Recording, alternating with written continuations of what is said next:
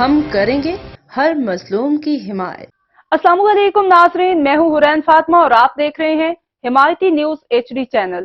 نظر ڈالتے ہیں آج کی اہم خبر پر۔ سندھ اسمبلی کے باہر احتجاج، خواتین مظاہرین ریڈ زون میں داخل، خواتین پولیس اہلکار روکنے کے لیے پہنچ گئیں، پولیس کا لاٹھی چارج، متعدد خواتین اور مرد مظاہرین دھر لیے۔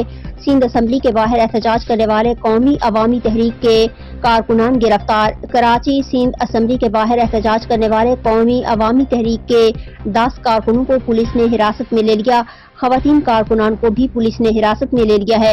سندھ اسمبلی کے باہر مظاہرین پر پولیس نے لاٹھی چارج کر کے انہیں منتشر کرنے کی کوشش کی۔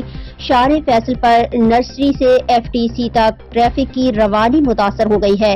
واضح رہے کہ نگراں وزیر داخلہ سندھ نے کہا تھا کہ دفعہ 144 کے نفاذ کے باعث سندھ اسمبلی پر جلوس، احتجاجی مظاہروں پر پابندی ہے، کسی بھی قسم کی شرپسندی کے خلاف سخت قانونی کارروائی ہوگی۔ ریڈ زون میں پولیس کی نفری تعینات کر دی گئی ہے۔ فہیم احمد کی رپورٹ۔